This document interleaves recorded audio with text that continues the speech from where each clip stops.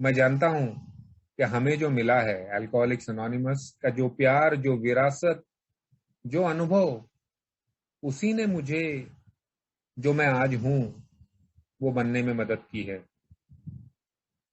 प्रयास तो मेरे हमेशा रहते हैं, लेकिन कई बार मैं ये समझता हूं कि अकेले के करने का प्रोग्राम नहीं है। कहीं शेयरिंग्स के माध्यम से उसमें सुने हुए अनुभव मुझे प्रेरणा देते हैं। मेरे स्पॉन्सर की एक छोटी सी प्यार भरा क्रिटिसिज्म मुझे इस पे चलने की प्रेरणा देता है। कई बार खुद की अनमैनेजेबिलिटी इतनी बढ़ जाती है कि वही प्रेरणा दे देती है कि लकी कुछ कर, और तेरे पास तो ये प्रोग्राम का खजाना पड़ा हुआ है, इसके ऊपर कार्य नहीं करेगा तो सिर्फ सोचने से होने वाला नहीं है। याद रहे कि हम एक आमूलाग्र बदल की तरफ बढ़ रहे हैं। हम छोटा मोटा एडजस्टमेंट नहीं कर रहे हैं। दारू बंद करना, शराब बंद करना, ये शुरुआत थी, ये अंत नहीं था। और ये प्रयास में, ताकि हम खुशी खुशी शराब से दूर रह सकें और एक नए व्यक्तिमत्व का जन्म हो सके, एक नई पर्सनालिटी का जन्म हो सके, उस प्रयास में हम लगे हुए हैं। तो 8वां कदम, जो कि देखने में बड़ा सिंपल सा लगता है, कि हमने एक लिस्ट बनाई, made a list of all persons जिनको हमने दुखाया है, और क्षमा मांगने के लिए हम तैयार हुए। आप देखेंगे तो एक ही प्रोग्राम में बहुत सारी स्टेप्स जोड़ी जोड़ी में आती है। जैसे दूसरा कदम तैयारी का है, तीसरा कदम कृति का है, चौथा पांचवा कदम, छठा सातवां कदम भी जोड़ी का ही कदम है। जहां पे छठे कदम में हम पूरी तरह से तैयार होते हैं, और तैयारी का मतलब होता है निरीक्षण करना, अपने आप का सामना करना, खुद को तैयार करना। तो 8वां और 9वां कदम भी ये सोशल रेस्टिट्यूशन का, सोशल रिस्टोरेशन का, जहां पे मैं समाज में पुनः स्थापित होने के लिए जो भी मैंने नुकसान किया है उसकी एक सूची बनाता हूं और तैयार होता हूं, ताकि मैं इनसे माफी मांग सकूं। ये हम जानते हैं कि अगर तैयारी नहीं होगी, आधी अधूरी तैयारी होगी, तो जब एक्चुअल एक्शन होगा वो तो उससे भी कई गुना कम होने वाला है। तैयारी बहुत करनी पड़ती है। जैसे कि हम देखते हैं कि सचिन तेंदुलकर आके सेंचुरी मारता है 2 घंटे में, तो उसके पीछे शायद उसकी 2 महीने की तैयारी होगी या 2 साल की होगी। हमारे प्रोग्राम में हमेशा तैयारी पे बहुत ज्यादा एम्फेसिस दिया है। अगर आप विलिंगनेस देखेंगे, बिकेम एंटायरली विलिंग, और अभी एंड बिकेम विलिंग, अभी हम तैयार हुए उनसे क्षमा याचना करने के लिए, उनसे अपने संबंध सुधारने के लिए। बिल भी ऐसे ही शुरू करता है 8वें और 9वें कदम के बारे में। ये मेरे व्यक्तिगत संबंधों के बारे में है, और इसके लिए हमें पहले अपने इतिहास में, अपने भूतकाल में मुड़ के देखना है, और वो सारी चीजों को, उन सारे भूतकाल में से ये जानने की कोशिश करनी है कि मैं कहाँ गलत था। अगला कदम है इसके ऊपर एक गंभीर प्रयत्न, कि जो भी किया है उसकी क्षतिपूर्ति कर सकें, जो भी नुकसान किया है। और तीसरा लिखता है कि जब मैं ये कार्य कर लेता हूं और मेरे भूतकाल का बोझा मैं धो लेता हूं, सफाई कर लेता हूं, झेल लेता हूं, उसका समाधान कर लेता हूं, तो अब हम ये सोचते हैं कि जो खुद के बारे में मिला हुआ ये नया ज्ञान है, इसके माध्यम पर, इसके आश्रय से अब मैं आगे चल के जो भी लोग मेरे संपर्क में आएंगे उनके साथ में कैसे मैं अति उत्तम संबंध बना सकता हूं। तो ये पहला पैराग्राफ भी हमको इस 8वें 9वें कदम का, स्पेशली 8वें कदम का हेतु बता देता है। सुनने में तो ये एक बहुत बड़ी यादी लगती है, एक बहुत बड़ा टास्क लगता है। अरे रिलेशनशिप के मामले में इतना बड़ा काम। लेकिन ये काम एक शुरुआत है, इसको शायद हम कभी पूरा नहीं करते हैं क्योंकि ये चलते रहता है, हम सीखते रहते हैं। हम जो कुछ भी हमने किया है उसके बारे में बहुत सारी यादें आते रहते हैं। तो आप बोलेंगे कि ये काम तो हमने पहले भी किया है। भाई हमने चौथे कदम में यही सारा तो कुछ किया है, तो अभी वापस से वो भावनिक जख्मों को उधेड़ना वो क्यों जरूरी है। बिल लिखता है चौथे कदम में हमने जो निरीक्षण किया वो निरीक्षण हमें मोटे तौर के ऊपर जो गंभीर समस्या है उसके बारे में बताता था। लेकिन क्या हमारे चौथे कदम में जो आदमी आए हैं उनके अलावा हमने नुकसान नहीं पहुंचाया है। और बिल खुद ही लिखता है कि ये काम करने के लिए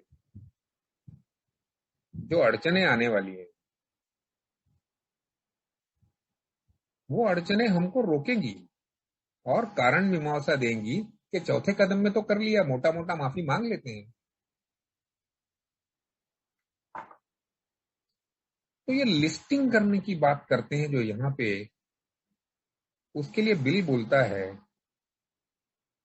कि भाई कभी भी हम इस हेतु से तैयारी करते हैं कि हमको ये कबूलना है अपना और माफ करने की या माफी मांगने की क्रिया है, जैसे ही मन में आती है तो हम भावनिक रूप से एकदम डिफेंसिव हो जाते हैं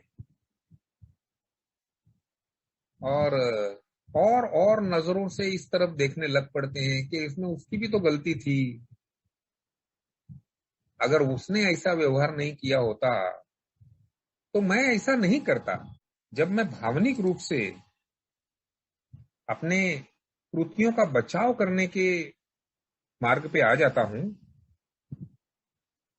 तो फिर मैं अपनी गलतियों को बहुत छोटा करने लग पड़ता। तो ऐसे में हम क्या करते हैं, कई बार हमने देखा कि चौथे कदम में भी हमारी यही कारण मीमांसा रहती थी कि अगर उसने इंस्टिगेट किया, पहला कदम उसने उठाया, लेकिन हमने एक निरपेक्ष भाव से, एक नैतिकता के दृष्टिकोण से वो कार्य किया था। अब यहां बिल ये बताता है कि भाई जो हार्म्स है ना, वो 4 प्रकार के हार्म्स हमको बिल यहाँ पे बताता है। मेरे साथ भूषण जी भी आज जुड़े हुए हैं और इसका ओवरव्यू और बहुत सारा कवरेज हम करने की कोशिश करेंगे आने वाले 1.5 घंटे में। तो 4 प्रकार के जो हार्म्स बताता है बिल, उसमें फिजिकल, मेंटल, सोशल और स्पिरिचुअल। मैं कुछ अपने अनुभवों के द्वारा इसकी तरफ इशारा करने की कोशिश करूंगा ताकि वो सोचने की क्रिया शुरू हो जाए। फिजिकल हार्म्स तो बहुत इजी है, सबको फटाफट याद आ जाएंगे। इसमें हमने ये नहीं देखना है कि सामने वाले ने क्या किया था और क्यों शुरू हुआ था, क्या मैंने हाथ उठाया। हाँ, मेरा व्यक्तिमत्व ही ऐसा था कि एक तरफ मैं दुबका हुआ रहता था, लेकिन जब उसमें से बाहर निकलता था तो मेरे को ऐसे लगता था कि मुझे हाथ चलाना ही है। हाथ में जो आया फेंक के मारने को मैं जायज समझता था। थप्पड़ मारना, घुसा मारना, खास करके अपने से कमजोर लोगों पे बहुत जल्दी होता था मेरे को, बहुत जल्दी। जितना मैं फ्रस्ट्रेटेड, बेचैन रहता था, उतना ही ज्यादा मेरा हाथ चलता था। खास करके मेरी बीवी को मैंने बहुत फिजिकल अब्यूज किया है। वो मेरे पहले बच्चे के साथ प्रेग्नेंट थी और मैंने पेंट का डब्बा उठा के उसको मार दिया था, पता नहीं क्या। शादी होने के दूसरे दिन ही मैंने उसको जूता फेंक के मारा था, वो भी जब भी हम किसी गुरुद्वारे में जा रहे थे तभी, खामखा की छोटी सी बात के ऊपर। तो फिजिकल हार्म्स तो बहुत इजी हैं दोस्तों, वो हमको याद आ जाते हैं। मानसिक नुकसान, मानसिक और भावनिक, मुझे ये समझ में आया है कि मानसिक नुकसान ये होते हैं कि जो उस व्यक्ति की सोचने की और समझने की क्रिया पे ही उंगली उठा की बात करते हैं। और भावनिक नुकसान ये होते हैं कि उसके किए हुए प्रयत्न और उसकी फीलिंग्स को जो वो महसूस करता है उसको ही तहस नहस करना। मानसिक आघातों की अगर लिस्ट बनाए तो मैं तो ये बताना चाहूंगा कि मैं अपनी पत्नी का जितना मैंने मानसिक आघात किया है, पत्नी और माँ का, उतना शायद मैंने किसी और का किया नहीं, क्योंकि घर में तीन ही जन थे।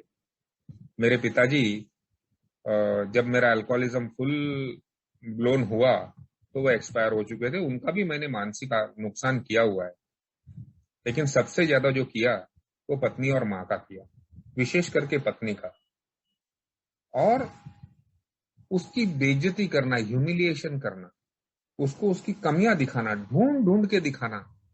उसको अगर अंग्रेजी नहीं आती है तो बस उसका बहाना बना लेना। अगर वो शक्ल से सांवली है तो उसको जताते रहना ताकि वो मेरे कंट्रोल में आ जाए। उसके परिवार के बारे में उसको बताते रहना, और उसको उसकी ये जो कमजोरियां हैं वो दिखा दिखा के उसके मन पे मैंने इतने आघात किए हैं कि पूछो ही मत। और ये रोज करता था मैं, बार बार करता था मैं। उसका उद्देश्य यही होता था मेरा।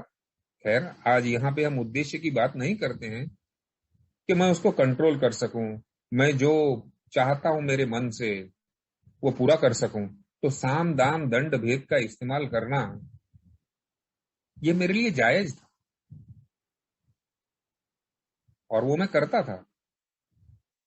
मानसिक रूप से किए हुए आघात उस व्यक्ति को बहुत छोटा, क्षीण और किसी और पे निर्भर करने के लिए बाध्य कर देते हैं। और मैं ये बार बार उसको बताता ही था, उसकी बुद्धि पे। अरे तेरे को समझ ही नहीं है, तू पढ़ी लिखी नहीं है, तेरे को क्या मालूम है। तेरा परिवार एक कोने में रहता हुआ छोटा सा परिवार है जिसमें ऑलरेडी दो अल्कोहलिक है। तुमने तो दुनिया देखी, इतनी इमेच्योर, बुद्धि ही नहीं है। और जो मुझे कमियां उसमें दिखती थी उनका सारा इस्तेमाल करता था, 100%। मुझे मुझे याद नहीं है आज, जब भी मैं इस कदम के बारे में सोच रहा था कि मानसिक आघात, मानसिक नुकसान, तो मेरी तो लगभग पिछले 1.5 घंटे में यादें ही बड़ी लंबी बनती जा रही थी। और मैं ये सोचने पे बाध्य हो गया कि कहाँ पे मैंने उसके गुणों की तारीफ की है। कहीं पे भी नहीं, कहीं पे भी नहीं। अगर एक खाना उसने अच्छा बना लिया है तो वो कभी भी मन पे नहीं आया, लेकिन अगर कुछ गलत हो गया है तो बाप रे बाप। यानी कि हुआ ये था कि हर पल मैं कुछ ना कुछ उसमें कमी ढूंढता था और उसके बारे में उसको बता ही देता था। और बताना भी कैसे था, बताना भी बड़ी क्रूरता से था। अब चलता हूं मैं भावनिक आघातों पे। वो मुझे प्यार से काबू करना चाहती थी, प्यार देना चाहती थी, और उस प्यार का मैं ऐसा बदला लेता था कि जैसे अनप्रोटेक्टेड सेक्स करना। वो प्यार से आती थी और मैं जैसे कि क्रूरता का व्यवहार करता था। वो मेरी मदद करना चाहती थी और उस मदद को घुमा फिरा के मैं मेरे नुकसान की तरफ ले जाता था। और तो और उसके परिवार के सामने बेइज्जती करना, ये मेरा फेवरेट टॉपिक था, फेवरेट। वो मुझे अपने परिवार के सामने क्या बोलती होगी पता नहीं है, लेकिन जब कभी भी मौका मिले उसका परिवार आया तो 2 मिनट के बाद में मेरी वो राग रंग शुरू हो जाना ही हो जाना है। कभी ह्यूमरसली, कभी किसी चीज का बहाना बना के, यानी कि कोई भी टॉपिक आया तो मैंने घुमा फिरा के उसको ले आना है। मैं उसको दुनिया की नजरों में नीचा दिखाने का मैंने कोई प्रयत्न छोड़ा नहीं, नेवर। और तो और मेरी जो व्यवहार है, वो व्यवहार के लिए वो जिम्मेदार है, ये भावनिक आघातों की लिस्ट में बड़ा ऊपर आता है। वो बेचारी सोचे कि मैंने क्या गलत किया, मैं तो अच्छा करने चली थी और मैं उसको घुमा फिरा के ले आता हूं। मैंने माँ और बीवी के बीच में इतने झगड़े लगाने की कोशिश किए, खुद के बचाव के लिए, बदला लेने के लिए, लेकिन दोनों का भावनिक नुकसान किया मैंने। छोटी बातें इधर की उधर बता देना, उधर की इधर बता देना, पैसे चोरी का इल्जाम। पति पत्नी का रिश्ता एक ट्रस्ट का रिश्ता होता है, एक बड़ा ही नाजुक संबंध है। और चूंकि उसका परिवार गरीब था, मैं हमेशा से पैसे भी उसको देता था और फिर हमेशा से 100 बार पूछने का। और पूछने का भी कैसा, तूने उसको तो नहीं दिया ना? वो अगर 10 बार भी बोल दे मैंने किसी को नहीं दिया है, तो शक करते रहना। ये नुकसान पहुंचा है मैंने। थोड़ा आगे चलते हुए बिल कहता है कि हमने तो आध्यात्मिक नुकसान भी किया। और मुझे इसके पहले मैं एक भावनिक नुकसान और आध्यात्मिक नुकसान का मिला जुला अनुभव शेयर करता हूँ। अ,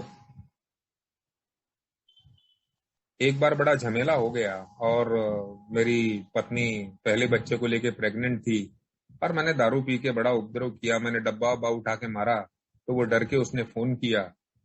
तो वो अगले दिन सारा परिवार जमा हो गया। मेरी बड़ी साली थोड़ी अग्रसर थी, वो आ गई और वो बोलते रहे, मेरी माँ को बोलते रहे। घर में हम तीनों ही थे, तो मुझे माँ कॉर्नर हो गई। और मैं पहले तो चुपचाप सुनता रहा और बाद में मैंने सबको गालियां बकनी शुरू कर दी। पहले तो उसकी बेइज्जती की और फिर गुस्से में मैंने वो कबर्ड का कांच फोड़ा, फाइट वाइट मार के बाहर निकला। उसके बाद में जब भी माँ ने मेरे को पूछा, ये सब होने के बाद में, कि लकी क्यों इतनी बेइज्जती, तू चुप रह जाता, तुझे पता है तेरी गलती है। और उस वक्त मेरे मुंह से निकला था, माँ इसमें तेरी कोई गलती है ही नहीं। पहले तो मैंने अपनी पत्नी को गालियां जितनी देनी थी दे दी, उसको जो बोलना था बोल दिया, ये सब उसके कारण हुआ है, ऐसा है वैसा है। और दूसरा, मैंने बोला मम्मी, तेरी किस्मत ही भगवान ने ऐसी लिखी है कि जो भी पुरुष या व्यक्ति तेरे संपर्क में आएगा ना, तो बेवड़ा होके मरेगा। मेरा पिताजी, मेरा बड़ा भाई भी शराबी और मैं भी शराबी होके ऐसा मर गया। दोस्तों ये क्या आघात था ये कुछ लाइनें थी बस। और आध्यात्मिक नुकसानों में तो माँ के जो भी विश्वास थे, पत्नी के जो भी विश्वास थे, उनको हमेशा चैलेंज करता था। चैलेंज, गुरुद्वारे में पी के जाना, यस, चैलेंज करना, देखता हूं मैं तेरा गुरु क्या करता है अभी मेरे साथ में। और माँ बोलती थी भगवान से तो डर। उसने अपनी सारी जिंदगी पूजा पाठ में बिताई, अनपढ़ थी, लेकिन सुन सुन के उसने मुंह जबानी की हुई थी। वो हमारे गुरुओं के बारे में अगर कोई कहानी पता चलती थी उसको बताने का, देख जिनको तो गुरु बोलती है उन्होंने ऐसा किया हुआ है। ये आध्यात्मिक नुकसान है, किसी की श्रद्धा और विश्वास पे शक करना, उसके विपरीत जाना। मेरी पत्नी ने करवा चौथ का व्रत रखा था और शाम को मैं उसको बोल रहा था आजा खाना खाते हैं, 7 बजे पिया हुआ था, चांद दिखा नहीं। मैं उसका गला पकड़ के पानी के 2 चम्मच मुंह में डाल दिए, जा देखता हूं अभी मैं कल जीता हूं कि मरता हूं। अब वो बेचारी इस डर में कि भाई मेरा व्रत टूट गया, इनकी तबीयत को क्या हो जाएगा, इनका नुकसान हो जाएगा। उनके मन में उस उच्च शक्ति का प्रकोप मेरे पे आने वाला है, ये भावना पैदा मैं अपनी कृतियों से करता था। तो क्या ये उनकी आध्यात्मिकता का नुकसान नहीं है? वो डरे रहते थे, अरे तू बाकी सब करता है ठीक, भगवान से तो डर। और कहाँ है तुम्हारा भगवान, लाओ। मेरी बीवी एक पुड़ी लेके आई थी पूजा करके और बोला था, ये मेरे को दिखा के बोला था, बाद में उसने वो बंद कर दिया। और मैंने वो सारी राख वाख निकाल के उसको अपने ग्लास में डाल दिया। बोला ले तेरा तेरा जो पंडित था ना वो भी दारू पी गया अभी। किसी की श्रद्धा पे, किसी की आस्था पे बार बार वार करते रहना मेरे को अच्छा लगता था। दोस्तों मैं जानता हूं कि जो सटल नुकसान है उनके बारे में बात नहीं कर पा रहा हूं, क्योंकि हम आगे चल के जब देखेंगे तो उन सटल नुकसानों की पूरी लिस्ट बनेगी हमारे पास। हमने सब कुछ देखना है। बिल बोलता है कुछ भी नहीं छोड़ना है, इसके लिए तो लिस्ट बनानी है। नहीं तो जो मैंने 3 अनुभव आपको बताए वो 3 व्यक्तियों से माफी मांग के मेरा 8वां कदम पूरा हो जाएगा, लेकिन वैसा नहीं है। लिस्ट में और भी नाम आएंगे, उसके तरीके हैं। मैंने आपको ये कुछ ऑब्स्टिकल्स के बारे में और कुछ अनुभवों के द्वारा ये 4 प्रकार के जो हमने हार्म्स किए हुए हैं प्रमुख, बहुत सारी लिस्ट लंबी है, लेकिन प्रमुख के बारे में शेयर करने की कोशिश की। तो भूषण भाई आगे चलते हुए बिल जो हमारे को बहुत सी चीजें कहता है इसके बारे में, उस पर थोड़ा सा प्रकाश डालें प्लीज। Thank you lucky. नमस्ते भाइयों, मेरा नाम पूषण है और मैं एक शराबी हूँ। Hi everybody. भूषण, भगवान की बड़ी कृपा और अल्कोहलिक्स एनोनिमस की मदद, आज का दिन शराब के पहले गुट से दूर हो दोस्तों। और बहुत अच्छा लग रहा है। इनफैक्ट थोड़ा 3-4 दिन मैं आप लोगों के साथ में जुड़ नहीं पाया था।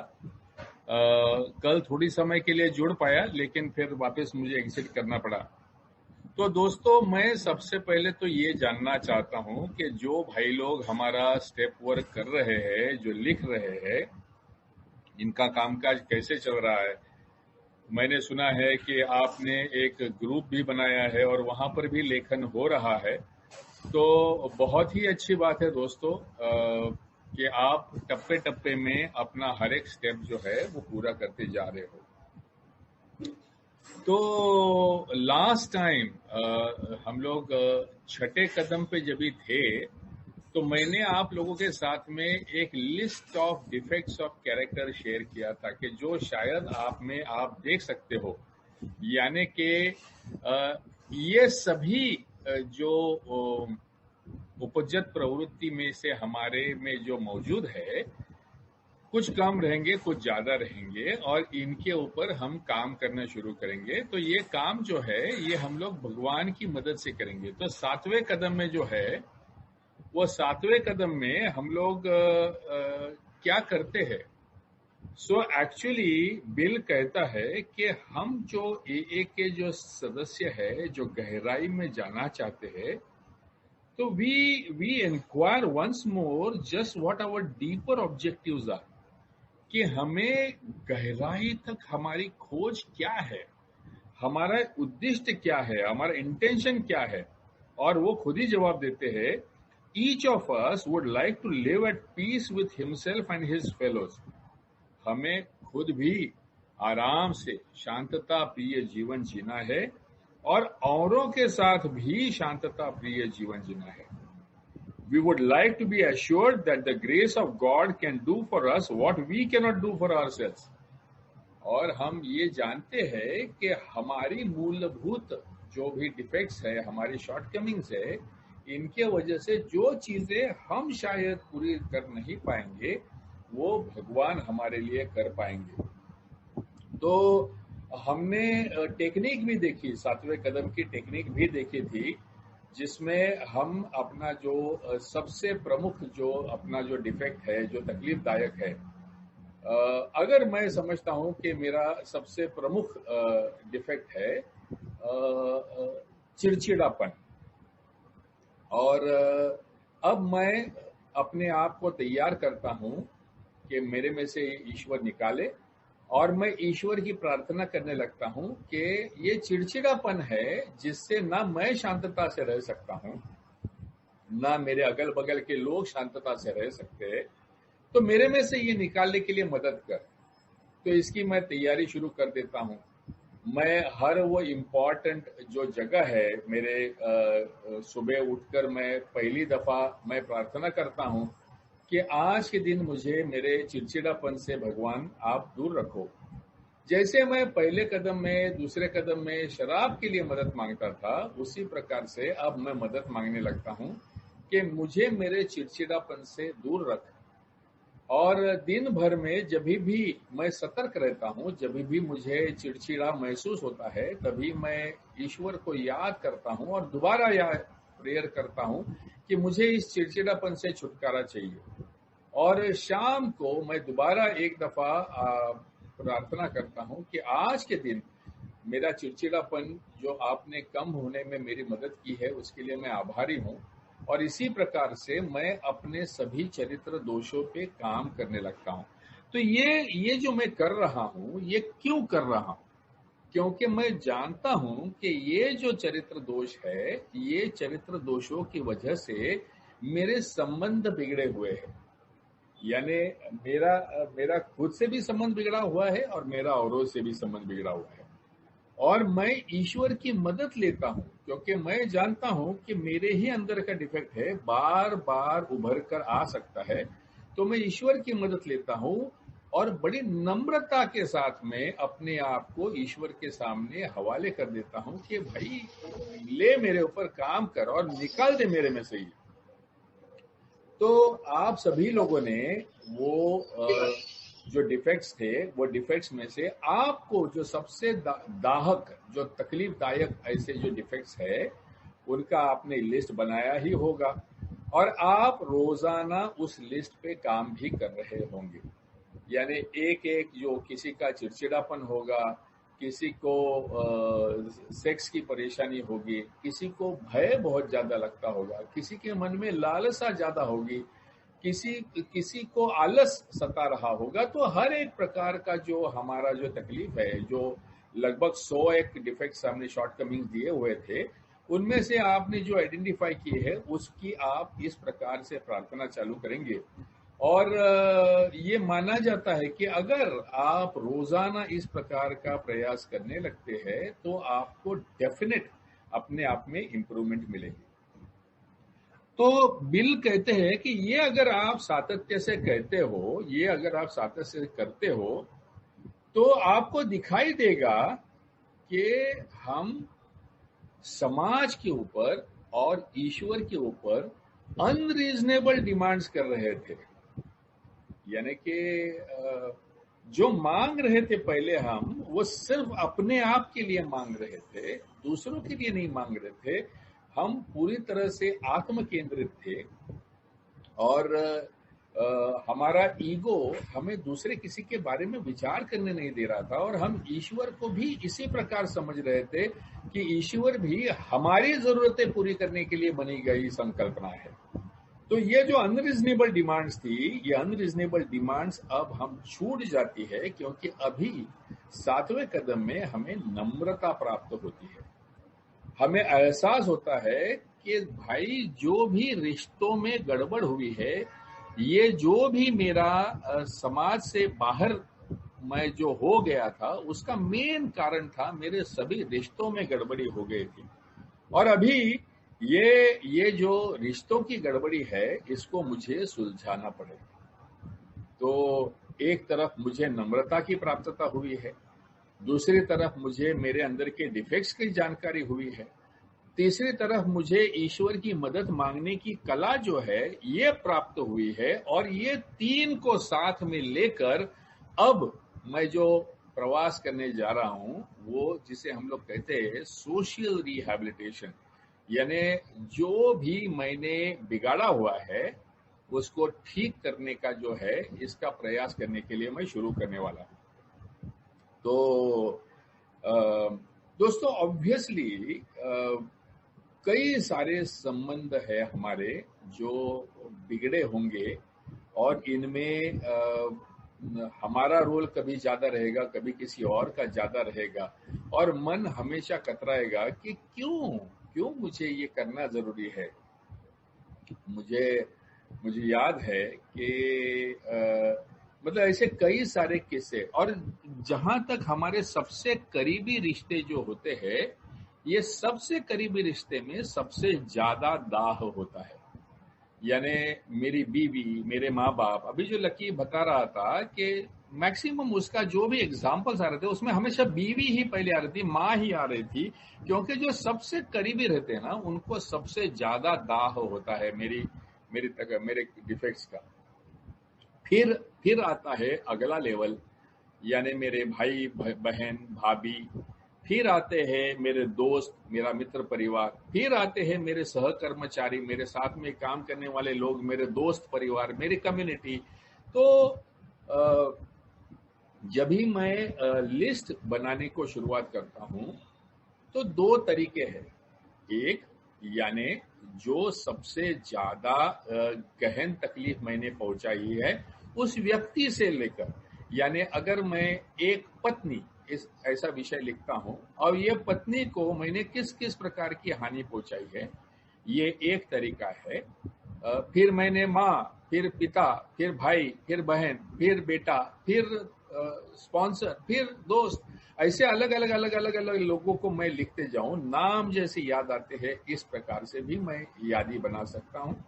या दूसरा तरीका है जो बिल डब्ल्यू इस स्टेप में कहते हैं कि आप पीछे पीछे जाइए, यानी ये साल में मैंने किस किस को दुख पहुंचाया है, किस किस को तकलीफ पहुंचाया है, पिछले साल में मैंने किसको तकलीफ पहुंचाई, पिछले साल में मैंने उसको, ऐसा आप हर एक साल पीछे पीछे जाकर भी आप अपनी लिस्ट बना सकते हैं। यानी आइदर बाय रिलेशनशिप और बाय पीरियड, ये दो तरीके से आप जो लिस्ट है ये लिस्ट बना सकते हैं। तो ये जो बैक ट्रैक वाला जो मामला है कि जब ही हम लोग बिल डब्ल्यू कहते हैं कि हमने जो ह्यूमन रेकेज रखा है उसका अनस्पेयरिंग सर्वे हमें करना, यानी जो भी रिश्तों को तोड़ मरोड़ दिया है हमने, उनका हमने बारकाई से सर्वे करना है और वो हर एक रिश्ते को मैंने उतारना है। और बोलता है मन चिल्ला उठेगा, डर उठेगा, क्योंकि ये करना ये बहुत मुश्किल काम है दोस्तों। लेकिन मैंने चौथे पायरी में अपने भूतकाल की तरफ देखना सीखा है निडर होकर, और मुझे अभी ईश्वर का और स्पॉन्सर का साथ मेरे को मिला हुआ है। तो अब मुझे अब भरोसा है कि मैं सही रास्ते पे चल रहा हूं, और अब तक अगर मैं आया हूं और अभी मुझे जो नम्रता प्राप्त हुई है तो मैं ये करूंगा। और मैं भले मुझे झिझक रहेगी, मुझे डर रहेगा, लेकिन मुझे ये करना है, क्योंकि ये जब तक नहीं करता तब तक न मैं अपने आप को फॉरगिव कर सकूंगा, अपने आप को माफ कर सकूंगा, न मैं औरों को माफ कर सकूंगा। तो बिल डब्ल्यू हमेशा सबसे पहले ऑब्स्टेकल्स की बात करते हैं, और ऑब्स्टेकल दोस्तों हमेशा ईगो से ही शुरुआत होता है। तो बिल डब्ल्यू कहते हैं कि भाई सबसे पहला जो ऑब्स्टेकल है वो फॉरगिवनेस के बारे में है। तो जब भी आपको विचार आता है कि यार वो जो बंदा है ना, उसके साथ झगड़ा हुआ था, मारामारी हुआ था, उसने मेरा इंसल्ट किया था, मैंने उसको झापड़ मारा था, अभी उसको जाके माफी मांगने गया, यार नहीं, यार नहीं, ये नहीं हो सकता बॉस, ये नहीं, अपने से नहीं हो सकता। या मेरा साला है, मेरे से उम्र में 10 साल से छोटा है, और उसको जो मैंने गाली गलौज की थी या गलत व्यवहार उसके साथ किया था, अब यार मैं इतने सालों से उसके साथ ठीक रह रहा हूं, मैंने उसको माफ कर दिया है, मैंने अपने आप को माफ कर दिया, अब जाके अमेंड्स करने की क्या जरूरत है। तो हमेशा बिल डब्ल्यू कहते हैं कि emotions will go on the defensive, यानी जो भावनाएं हैं आपकी, ये आपकी बोलेगी यार ये नहीं, मत कर, ये नहीं, ये करना जरूरी नहीं है। और फिर तुम्हारा मन बोलेगा कि तू बोल रहा है कि तूने उसको तकलीफ पहुंची, उसने भी तो तकलीफ पहुंचाई थी ना, उसका क्या।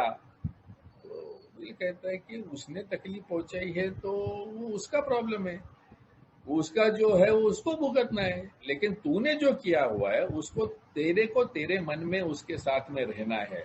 सो वो कहते हैं कि दुनिया का सभी व्यक्ति कोई संत महात्मा है नहीं, जैसे हमारे अंदर डिफेक्ट्स है वैसे लोगों के बीच में भी डिफेक्ट्स है। और मैं मानता हूं कि जैसे हमने गलत बिहेव किया होगा तो लोगों ने भी गलत बिहेव किया होगा, हमारा गलत इस्तेमाल किया होगा, लेकिन मैंने I have to look at my side of the wrong, मेरा क्या गलत है वो देखना है, और जो मेरी गलती है उसके लिए मुझे अमेंड्स करने की तैयारी करनी है। सो आठवां कदम जो है वो हमने कैसा करना है। तो सबसे पहले हमारा उद्दिष्ट क्या है कि हमने किसको किसको हर्ट पहुंचाया है और कैसे पहुंचाया है, इसका हमको एक यादी बनाने का है। और ये करते समय हमने अपने आप को याद दिलाना है कि जैसे मैंने दूसरों को कैसे हार्म किया है, वैसे अपने आप की समस्या जो है वो भी मुझे देखना है। और एक दक्षता जो रखनी है कि अपने आप को डिफेंसिव नहीं रखना है, यानी लोगों ने हमें बुरा बर्ताव किया है इसके लिए हमने उसका ख्याल नहीं करना है। अब दूसरा जो स्लाइड देखते हैं हम लोग, यहां पर देखते हैं कि हमने करना क्या है। तो take stock of the damage you cost, यानी एग्जैक्टली टोटल डैमेज का अगर मुझे लिस्ट बनाना होगा, जैसे अभी लक्की बता रहा था, किसी को शारीरिक किया होगा, किसी को आर्थिक किया होगा, किसी को भावनिक किया होगा, किसी को आध्यात्मिक किया होगा, ये सभी जो डैमेज है इसका टोटल अगर मुझे करना होगा तो मुझे एक स्टॉक लेना पड़ेगा कि मैंने अपने अतल पतल अगल बगल में क्या क्या डिजास्टर करके रखा है। और फिर ये लिस्ट बनने के बाद में मेरे पास मन में इच्छा होनी चाहिए कि ये जो डैमेज है, ये डैमेज को मुझे ठीक करना है। और ये ठीक करते करते अपनी आप की गलतियों को मुझे मानना है।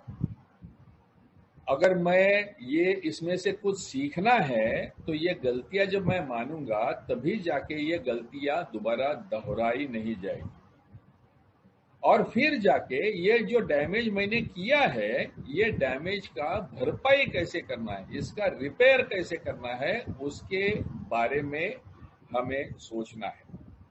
और अंतिम सबसे इम्पोर्टेंट कि जो मैंने समाज में से अपनी पात्रता खोई हुई है, विश्वास खोया हुआ है, प्रेम खोया हुआ है, दोस्ती खोई हुई है, उसे दोबारा मुझे पाना है।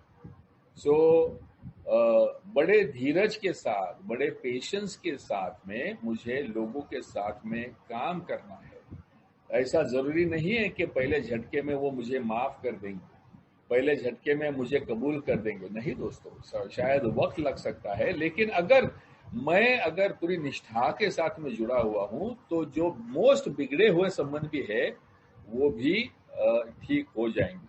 तो हमारे ये 8वें कदम के आध्यात्मिक तत्व क्या है। सबसे पहला है फॉरगिवनेस, अपने आप को माफी करना। जैसा इंपॉर्टेंट है वैसे दूसरों को माफी करना भी इंपॉर्टेंट है। दूसरा है ऑनेस्टी, ये करते समय किसी प्रकार का शॉर्टकट नहीं करना है, या जो सबसे घिनौनी जो अमेंड्स है या सबसे जो तकलीफदायक अमेंड्स है इनको मैं लिखता ही नहीं हूं, स्पॉन्सर को क्या समझने वाला है। नहीं दोस्तों, अपने आप के लिए लिखो। उसका अमेंड करने का या नहीं करने का वो बाद वाला मुद्दा है, पहले तुम पूरी ऑनेस्टी के साथ में उसे निकालो तो सही जो डैमेज किया है तुमने। तीसरा जो प्रिंसिपल है वो है करेज, यानी ये करने के लिए मुझे बहुत सारी हिम्मत लगने वाली है। चौथा पॉइंट है विलिंगनेस, यानी कुछ भी हो जाए मुझे मन की तैयारी करनी है इस बदलाव को लाने की, ये अमेंड्स को कराने की। पांचवा है अकाउंटेबिलिटी, अगर मैंने नुकसान किया है तो ठीक भी मैं ही करूंगा। अगर मेरे से किसी को दाह हुआ है, तकलीफ हुई है, तो उसे मैं ही रिपेयर करूंगा। खुद की जिम्मेदारी लेना जिसे कहते हैं। फिर छठा पॉइंट है ह्यूमिलिटी एंड कंपैशन, यानी एक बड़ी नम्रता, और मेरे जो भी साथी, सहकर्मचारी या जो भी सहयोगी है, इनके सभी के प्रति एक सहानुभूति की भावना। दोस्तों, ह्यूमिलिटी एंड कंपैशन, ये जो है ये इसे भी दिल में रख कर ये करना है। So these are the spiritual principles of step 8। और सबसे अहम बात जैसे मैंने कही कि हम जब यादी बनाते हैं, जिनको तकलीफ पहुंचाई है उनकी यादी बनाते हैं, तो हम अपने आप को जिम्मेदार बनाते हैं कि ये यादी को निपटाना है दोस्त। तो 90 कदम में हम देखेंगे कि कौन सो को इमीडिएट करना है, कौन सो को बाद में करना है, कौन से को शायद नहीं करना है, कभी नहीं हो सकता है। लेकिन मुझे जिम्मेदारी लेनी है। और आखिरी पॉइंट इसका है कि जब मैं मानता हूं कि अपनी मिस्टेक्स, अपनी गलतियों को स्वीकारता हूं, तो मैं खुद के प्रति भी सहानुभूति बढ़ाता हूं। कई लोग ये समझते हैं कि making amends and apologising is the same, यानी कि नुकसान भरपाई करना और माफी मांगना ये दोनों क्या एक ही है? नहीं दोस्तों, माफी मांगना जो है ये सिर्फ एक शब्दों का प्रयोग है। यहां सिर्फ हम लोग अपनी भावना व्यक्त करते हैं शब्दों के जरिए, लेकिन अमेंड्स जो है यहां पर हमारी कृति होती है और ये कृति में हम नुकसान भरपाई करते हैं। तो माफी मांगना ये एक भाग हो सकता है अमेंड्स के अंदर का, लेकिन माफी मांगना यानी अमेंड्स करना नहीं है दोस्तों। तो माफी से शुरुआत हो सकती है। जब मैं किसी को जाके मिलता हूं और अपने किए कराए के लिए अफसोस जताता हूं और उसके लिए पहले माफी मांगता हूं, वहां से शुरुआत होती है। लेकिन नुकसान भरा नहीं है दोस्तों। उसने माफ किया भी होगा तो भी उसके मन में जो भी तकलीफ पहुंची हुई है, उसको जो आर्थिक व्यवहार में खोट हुई है या किसी ना किसी प्रकार का दर्द महसूस हुआ है, वो भरा नहीं है। तो मैंने अभी मेरी नैतिकता को अपनी गलतियों को सुधारने के लिए बांध लेना है, और तभी जाके मुझे उसमें से मुक्तता मिलने वाली है दोस्तों। तो कैसे करेंगे इसे? ये लिस्ट कैसे बनेगी? कौन कौन सी बातें इस लिस्ट में आनी चाहिए? तो सबसे पहला, जो जिस व्यक्ति को मैंने तकलीफ पहुंचाई है उस व्यक्ति का नाम आना चाहिए। तो एक टेबल अगर हम बनाते हैं तो वो टेबल में सबसे पहले हमने उस व्यक्ति का नाम लिखना चाहिए। कि लेटर से कि मैंने लकी को हार्म पहुंचाया, तो मैंने लकी का नाम लिया। अब मेमोरीज ऑफ हार्म डन, यानी क्या हुआ था? तो हम सभी दोस्त बैठे हुए थे और मैंने सरदार जी के ऊपर एक जोक बोला और वो बोल के मैंने लकी के ऊपर हंसा। तो मैंने उसकी एक कॉस्ट पे बाकी सबको एंटरटेन करने का प्रयास किया, लेकिन उसमें उसको तकलीफ पहुंची। तो ये जो मेमोरी है, क्योंकि उसका चेहरा एकदम उतर गया, वो छोटा मुंह हो गया, तो ये मुझे मेमोरी याद आ गई कि हाँ यार, मैंने ये किया हुआ था। अब मैं उसके बारे में विचार करता हूँ कि ये जो थॉट हुआ, ये मैंने किस प्रकार का हार्म किया है, मैंने क्यों किया है, क्या जरूरत थी मुझे ऐसा करने की? क्या मैं लकी को नीचे दिखाना चाहता था? क्या मैं लकी से जेलस था? या मैं अपने आप को कुछ पॉइंट प्रूव करना चाहता था? या क्या थी मेरी जरूरत? ऐसे क्या हुआ था? वो टाइम पे ये बोलने के बाद में मेरी फीलिंग्स क्या थी? बाकी लोगों की फीलिंग्स क्या थी? सब लोग ऑकवर्ड हो गए थे, लकी भी ऑकवर्ड हो गया था। तो ये सब जो चीजें हैं, ये my thoughts, feelings and intentions, तो ये सब जो है ये मैं वहां पर लिखना चाहिए। क्योंकि वो जो माहौल है, ये माहौल को लेकर लकी के मन में शायद मेरे बारे में एक गुस्सा या एक जख्म हो गया है, और ये जख्म वो कई सालों से शायद उसके मन में रख के उसने बड़ा किया होगा। अब जब अमेंड्स करना है तो अमेंड्स कैसे हो सकती है? तो एक अमेंड्स मैं जाके लकी को बात कर सकता हूँ, यार लकी मुझे याद आया, आज मैं 8 स्टेप पे काम कर रहा था, याद आया। तो खैर वो 90 में, हम लोग 90 में बात करेंगे अमेंड्स कैसे करते हैं और क्यों। लेकिन किस प्रकार से इस व्यक्ति के साथ में अमेंड्स की जा सकती है, इसके बारे में विचार करना ताकि उसको तकलीफ ना हो। सो दोस्तों, ये जो है ये मैं जानबूझ के आपको थोड़ा सा पॉइंट्स फॉर्मेट में इसलिए बता रहा हूं क्योंकि या आप बिग बुक में देखो पेज 76-77 में इनटू एक्शन में आपको स्टेप 8-9 के बारे में बताया जाता है, या आप 12 स्टेप 12 ट्रेडिशन का पेज 8 निकालो। लेकिन ये दोनों जो है ये निबंध स्वरूप है, तो इसमें से एग्जैक्टली मैंने एक्शन क्या करनी है ये नॉट वेरी क्लियर। सो इसके लिए दोस्तों मैं दूसरा एक आपको स्क्रीन शेयर दिखाता हूं कि जहां ये चीज को ज्यादा और बेहतर तरीके से दिखाया गया है, एक टेबल फॉर्म में बताया गया है। सो यहां पर देख रहे हैं आप, ये एक टेबल टाइप बना गया है, list of people harm and become willing to make amends. अब ये जो है यहां पर देख रहे हो आप, सबसे पहले आपको दिखेगा व्यक्ति का नाम, उसके बाद में किस प्रकार का मैंने हार्म किया है वो दूसरा, तीसरा है कि मेरे में क्या पॉजिटिव क्वालिटीज है। ये एक नया डायमेंशन यहां पर लिया गया है कि positive inventory, how can I use my positive qualities to help the person harm. यानी मेरे में जो निगेटिव क्वालिटी थी जिसके वजह से मैंने हार्म पहुंचाया, तो मेरे में कुछ पॉजिटिव भी क्वालिटी है ना, जिससे मैं उसको उसके दुख पे मरहम भी लगा सकता हूं। तो मेरे में ऐसा क्या है अब जिससे मैं ये जो किया हुआ हार्म है इसको अंडू कर सकता हूं।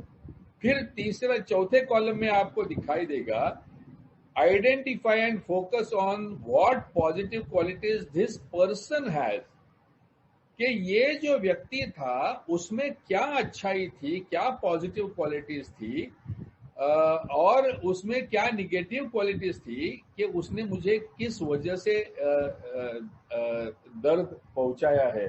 तो अच्छा, वैसे तो अच्छा आदमी था रे, लेकिन उस दिन पता नहीं क्या हुआ, उसने मेरे साथ में जिस प्रकार से बात किया वो बिल्कुल अच्छा नहीं लगा मुझे। फिर अगला कॉलम बताता है identify and focus on how the harm this person did may have helped me, ये व्यक्ति ने जिस प्रकार से जो मुझे चोट पहुंचाई होगी तो उसके वजह से मेरा कुछ फायदा हुआ क्या, क्या मैं कुछ उसमें से सीखा, क्या मेरे को कोई अनुभव हुआ, क्या मैं अपनी उच्च शक्ति की मदद मांग सकता हूं कि जो एक्चुअली मैं समझता हूं कि मेरे को नुकसान हुआ वो शायद नुकसान नहीं होगा, वो शायद मेरे को लॉन्ग रन में फायदा ही हुआ होगा। और एक अगला कॉलम दिखता है कि positive amends for the harm, कि अभी मैं इस व्यक्ति को कैसे मदद कर सकता हूं। इसके अंदर आपको दिखाई देगा कि उसकी माफी मांगकर या नुकसान भरपाई कर कर या लोगों के सामने मैंने किए हुए गलती का जिक्र करके उसको उसकी जिम्मेदारी लेकर, या एक अच्छे तरीके से उसके साथ में अब बर्ताव कर कर, उसके साथ में एक अच्छा दोस्त बनकर, या जहां पर अमेंड्स पॉसिबल नहीं है वहां पर प्रार्थना करके या किसी और प्रकार से। तो ये अमेंड्स किस प्रकार का होगा, इस प्रकार का ये कॉलम दिया गया है। और फिर 90 कदम का जो चेतावनी है कि जो मैं अमेंड्स करने को जाऊंगा उससे उसको और तो तकलीफ नहीं होगी, वो देखना। सो दोस्तों, ये एक टेबल जो है ये आपके साथ मैं शेयर करूंगा जिसमें आप अपनी डिटेल्स डाल सकते हैं। उसी प्रकार से और एक टेबल जो बताया जाता है हमेशा वो ऐसा कि अमेंड्स, जो मैंने नुकसान किया है वो नुकसान किस प्रकार का है। अभी सपोज मैंने आर्थिक नुकसान किया हुआ है, तो लेट अस से मैंने किसी से पैसे लिए और उसको लौटाए नहीं, या किसी को झूठ बोला और उसके पैसे का गलत इस्तेमाल किया, या मैंने किसी के पैसे चोरी किए, या मैंने किसी को किसी योजना में पैसे लगाने को लिया और उसका नुकसान करवाया। तो इस प्रकार का जो आर्थिक नुकसान है, ये एक हेडिंग में आ सकता है कि आर्थिक नुकसान। अब आर्थिक नुकसान में एक इन्वेंट्री अगर मैं बनाता हूं कि मैंने किसका किसका क्या क्या डैमेज किया, किसका किसका नुकसान किया है, यहां पर व्यक्ति हो सकती है, इंस्टीट्यूशन हो सकती है, यानी कोई बैंक हो सकती है, कोई क्रेडिट कार्ड हो सकता है, या मेरे माँ बाप हो सकते हैं, मैंने किए हुए कर्जे मैंने माँ बाप के प्रोविडेंट फंड में से शायद दिए हो सकते हैं, या मेरे भाई बहन हो सकते हैं कि उनका प्रॉपर्टी का हिस्सा मैंने बेच के खाया होगा, या किसी भी प्रकार का इस प्रकार का नुकसान मेरे वजह से, मेरे स्वार्थ की वजह से मैंने किया हो सकता है। तो ये जो आर्थिक जो नुकसान जो होता है, इसकी यादी, जैसे पहले लकी कह रहा था कि ये जो यादी है, इसे आप अमेंड्स करना, ये काफी हद तक आसान होता है, क्योंकि जब भी आप जाकर माफी मांगते हो और जो नुकसान हुआ है उसकी भरपाई कर देते हो, पैसा वापस देने की तैयारी दिखा देते हो, तो ये नुकसान करना आसान होता है। लेकिन जहां भावनिक हानि की हुई है, लोगों का भरोसा मैंने तोड़ा हुआ है, लोगों के प्यार का मैंने जवाब इतना ये नहीं किया है, या मैंने किसी नाते संबंधों के बाहर अनैतिक संबंध रखे हुए हैं और इसके वजह से चोट पहुंची हुई है, या मैंने अपने माता या पिता का लोगों के सामने इंसल्ट किया है, या इस प्रकार का जब भावनिक चोट पहुंचती है दोस्तों, तो ये चोट खाली माफी मांगने से नहीं ठीक होती है। तो यहाँ पर आपके स्पॉन्सर की मदद से आपको डिसाइड करना होता है कि ये कैसे की जाए, यानी किस प्रकार से इन अमेंड्स को किया जाए। सो अगर आप लिस्ट बनाते समय, अगर आप इस प्रकार की लिस्ट बनाओ कि आर्थिक नुकसान, भावनिक नुकसान, शारीरिक नुकसान और आध्यात्मिक नुकसान, या और किसी प्रकार का जो नुकसान है, ये नुकसान की यादी में अगर आप डाल सकते हो, तो इसमें से आपको क्लियर होते जाएगा कि किस प्रकार से इस नुकसान को किया जा सकती, इसकी अमेंड्स की जा सकती है।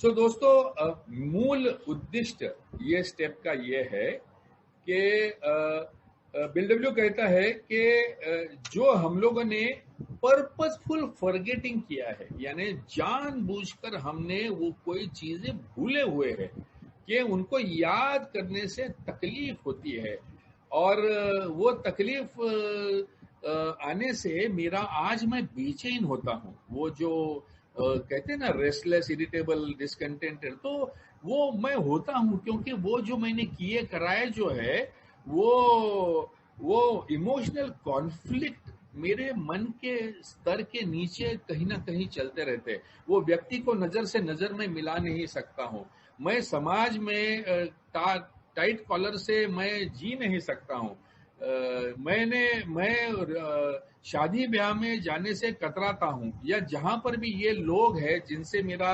बुरा संबंध हुआ है, उनसे पाला पड़ने का संबंध है, तो वहां से मैं भागने की कोशिश करता हूँ।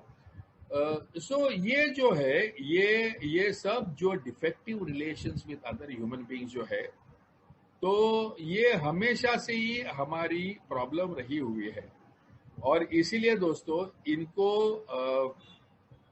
बड़ी शांतता के साथ, बड़े विचार के साथ में अपने को इनकी यादी बनानी है, और कौन सी चीजें हैं जो ऊपरी ऊपरी तौर पर गलत हुई है, और कौन सी चीजें हैं जो बड़ी गहराई तक गलत हुई है, इसका अपने आप के साथ में एक मानसिक तैयारी करनी है। जो ऊपरी ऊपरी तर है उनके ऊपर ज्यादा विचार न करते, ज्यादा न खेलते बैठते, जो गहराई तक जो हमको तकलीफ दिए है, हमने जिसको तकलीफ दी है, वहां पर हमारा फोकस ज्यादा होना चाहिए। हम ऐसे लोग हैं ना कि अरे अरे उसका 100 रुपये देना था, ये ले 100 रुपये, भाई मेरी अमेंड हो गई। नहीं नहीं, ये ऊपरी ऊपरी वाली अमेंड्स का मत जिक्र करो, ये इम्पोर्टेंट नहीं है। वो 100 रुपये दिए क्या नहीं क्या, तुमको भी नहीं फर्क पड़ रहा था, तुम्हारे दोस्त को भी नहीं फर्क पड़ रहा था, तुम्हारे पान की टपरी वाले को भी फर्क नहीं पड़ रहा था, ना तुम्हारे और किसी से जो लिए थे उसको भी फर्क नहीं पड़ रहा था। तो ये अमेंड्स मत गिनाओ दोस्तों। अमेंड्स वो गिनाओ जहां पर गहराई पर नुकसान किया है हमने, उसके ऊपर हमने ज्यादा फोकस देना चाहिए। तो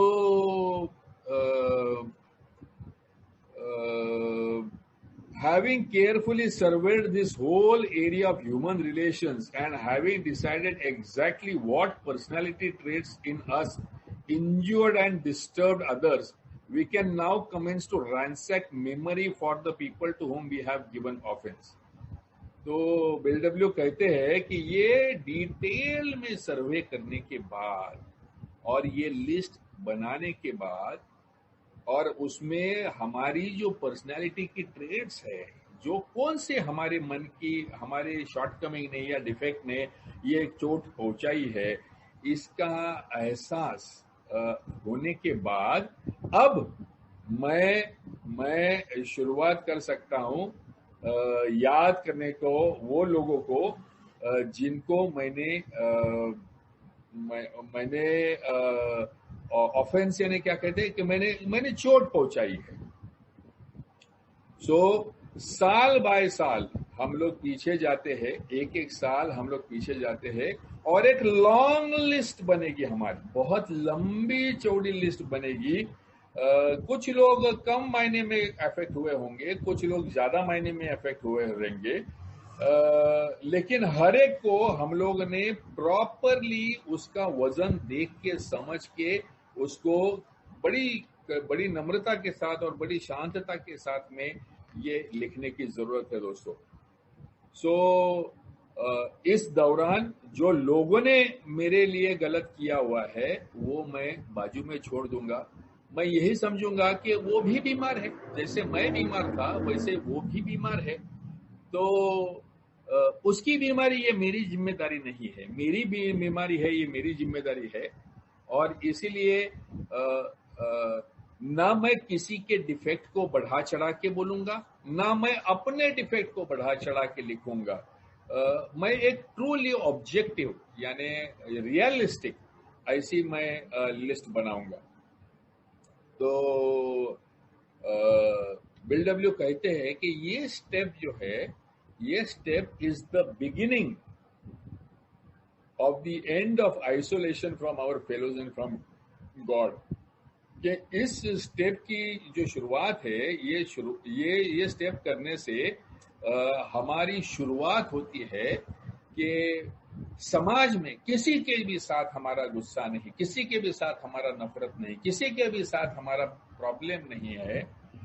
मेरे भूतकाल तक के सभी जो बिगड़े हुए संबंध है उनको सबको मैं बड़ी नतमस्तक होकर बड़ी नम्रता के साथ में जिसको लिस्ट को बनाता हूं। तो ये शुरुआत है जो मेरे पूरी तरह से रेस्टोरेशन टू सोसाइटी यानी पूरी तरह से सोशल रिहैबिलिटेशन जो है, मेरे ईगो का पूरी तरह से खच्चीकरण करते हुए, पूरी तरह से मेरे ईगो को तोड़ मरोड़ कर अपने आप को सही मायने में मैंने किए हुए गलतियों का एहसास और उसकी अमेंड्स करने की तैयारी करना। तो ये relationship with others and with God, यहाँ इसकी शुरुआत होती है। ऐसा बिलडब्ल्यू बोलकर इसकी शुरुआत करते हैं। तो दोस्तों ये जो लिस्ट लिखना है इसका काम आप शुरू करें। आप अगर इंटरनेट पे जाते हैं और 8 स्टेप फॉर्म करके अगर डालते हो, 8 स्टेप चार्ट या वर्कशीट डालते हो तो कई सारे मेथड्स आपको मिलेंगे। लेकिन सिंपल सा मेथड जैसे मैंने अभी कहा कि किसको हार्म पहुंचाया, क्या वो प्रसंग था और उससे क्या मेरा हेतु क्या था, मैंने क्या किया था, और ये अमेंड्स मैं कैसे कर सकता हूं, ये अमेंड्स मैं किस प्रकार से कर सकता हूं, इसकी यादी बनाने की है। उसके सामने 2 कॉलम ऐसे ही फ्री छोड़ देने हैं। उसका कारण यह है कि एक में जब भी आप अमेंड्स करने को जाओगे तो आने वाला जो अनुभव है वो अनुभव आप वहां पर लिख सकते हो, क्योंकि मेरे को ऐसे कई अनुभव आए हैं जहां पर मैं स्वार्थ के साथ अमेंड्स करने को गया था और दोस्तों वो अमेंड स्वीकार नहीं हुई और मैं उल्टा नरम मतलब क्या कहते हैं ह्यूमिलिटी के साथ वापस आने के बदले मैं गुस्से में वापस आया था। नहीं दोस्तों, अगर ये कर रहे हो आप तो आप कहीं ना कहीं the spirit of amends is lost. तो मैंने नुकसान किया है, मैंने चोट पहुंचाई है, अब मुझे गुस्सा करने का कोई अधिकार नहीं है। अब मेरे पास नम्रता और माफी इसके अलावा दूसरा कोई भी साधन नहीं है, टूल नहीं है, और वो नुकसान जो किया है उसको भरपाई करने की मन की तैयारी। तो यही मेरे साथ में अभी टूल्स है।